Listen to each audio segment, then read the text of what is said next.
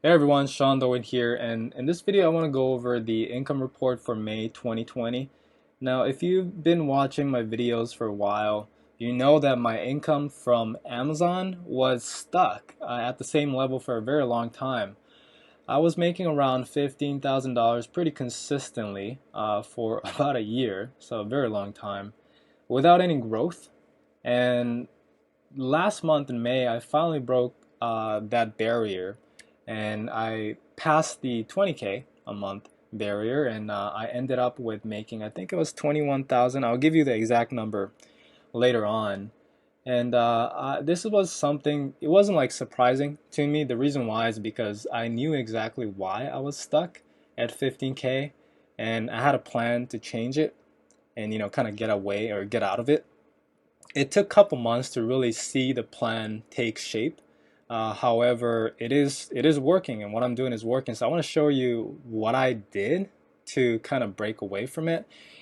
But at the same time, being honest, maybe I just had a good month in May. Maybe some of the books I published was just hitting hard, and maybe next month it'll be lower. I don't know. We'll see. I do think what I did is working, but we'll see what happens. However, I'm pretty happy with breaking the 20K barrier for the first time, and this is without the ACX promo code, right? So I actually made over 20K a couple times when ACX had 100 codes, when ACX was giving out 100 promotion codes, that when you give away and have people download the book, somehow you got paid, which was a very strange setting that ACX had, but that's the setting that they made, and they were encouraging everybody to pass out the codes. So obviously, most of the publishers and authors was giving out the codes, and that definitely helped in increasing my income. There was a pretty big jump because of that. It wasn't really black hat because that's what ACX was promoting and like encouraging people to do it, and everybody's doing it. There were definitely some black hat aspect, and some of the publishers were abusing that system and just like pumping out the worst quality books just so they can redeem the promo codes. I didn't do that. Of course, I had a pretty good amount of catalog of books in my portfolio already, so I just went back and started passing out the codes to my subscribers and friends and family and whatnot. And yeah, so that's what I did. But I kind of don't want to count those months where I cleared those 20K because it was all promo codes. And now that ACX took away the promo codes because too many people were abusing the system, um, and it's back to normal, this is the first time I cleared the 20K barrier.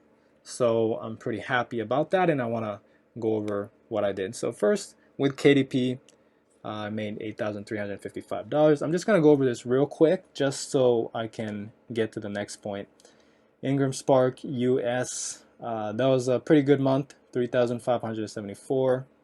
UK was 182, and Global Connect was $71, so not so much. And then AU was 361, so that's pretty good. And then we have Google Play Store, which I upload all my ebooks, and we had 272, not bad. Final Way Voices is not that good for me. I only have like 9 or 10 books, but I think this is like $30 or 32.46 actually. Now we got two ACX. Again, I have two ACX account. This is my personal ACX account. I haven't uploaded any books in a very long time. So 592 was, which equals to $1,200. And this is my LLC ACX account, which I'm actively building. So we have 1981 units, which amount to, most of the books are 3 hours long, so I'm getting, I think, like $3.5 in royalties per sale. So that comes out to $6,000 and $6,300. And then I have another one actually, Drafted Digital for some reason was not included. Drafted Digital, May 862. So the total for May came out to $21,273. So it was a good jump for sure. And the expenses, if you're wondering, was $4,256. This is a mix of AMS ads and also other expenses such as, ordering more books and designing the cover and whatnot. If you're wondering how much of this is AMS, it's about $2,000. So the profit is 17,000. I'm very happy about that. Of course, that's before taxes. Of course, I still got to pay taxes on it. So what exactly changed? Well, the first one is very obvious. I stopped going into keywords everyone was going into. And I really started looking into keywords where there's not much competition, even though the profitability criteria is a little less, as in like there's, you know, the BSR of the books is a little higher. People are making less money in that keyword. But because there's pretty much no competition, I'd rather have that and have my book selling for a long time consistently than trying to go into a huge keyword where a lot of other people are publishing in it, very, very competitive, and maybe I can rank my book by spending so much money in marketing. However, even though it's ranked, it gets buried very fast because there's more and more new books getting published every single day in that keyword. So the lifespan of the book was very short. And so I'm like, I got tired of it. I'm like, screw this shit. I'm tired of just publishing books just for it to get buried after a couple months. If you guys have the same experience and if you don't want to do that, then you simply just need to go into less competitive keywords. It might be a much smaller keyword and you might make less per month, but at least you're making a lot more consistently every single month.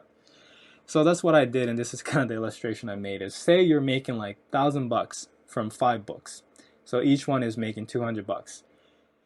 What I did is, if I publish the 6 books, the sixth book, you think it'll be $1,200 that I'll be making, but actually the first book is making zero now because it got buried again from the competition.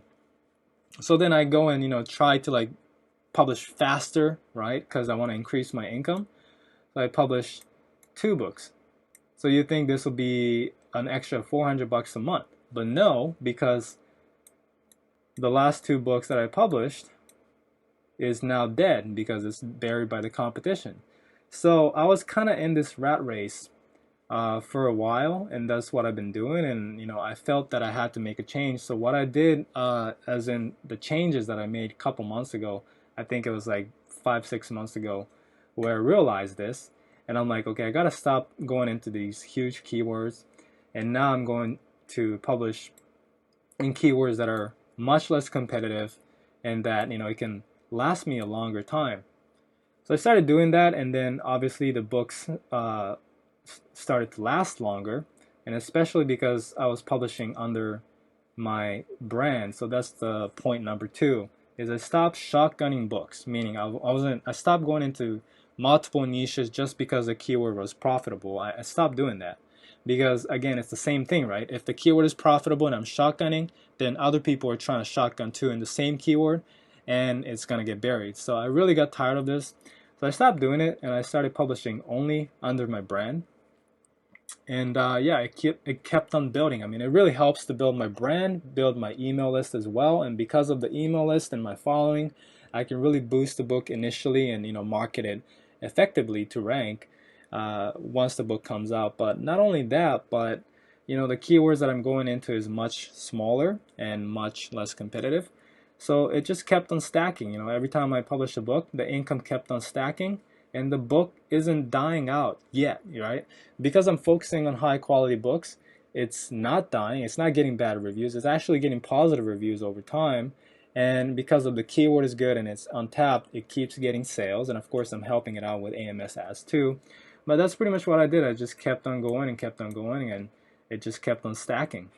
So that is pretty much my plan moving forward too, is just keep on stacking the books.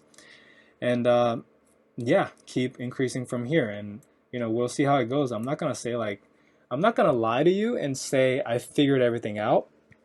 Everybody who says that is pretty much lying, because you never can figure anything out in business. But I do feel like this is the best way to go in terms of publishing in 2020 and beyond. Is you gotta stop spamming books, you gotta stop spamming low quality books, really focus on providing high quality books, under 1 to 2 or maybe few pen names or brand, whatever you have, however much you can handle, I guess, with the time you have. and just slowly build it up. Publish maybe one book every single month. Just make really good books in really good keywords, and yeah, just slowly build it up. And that's what I've been doing.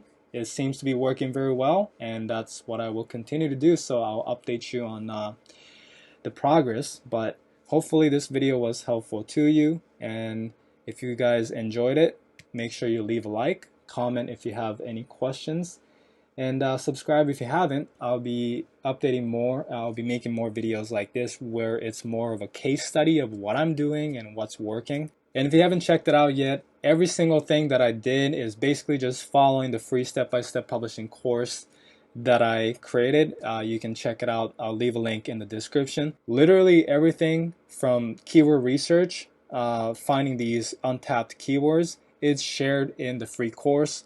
The marketing of the book is shared in the free course. Getting reviews, everything is shared in the free course. So you guys can literally just follow that and also do the same thing as I'm doing right here. So the link is in the description.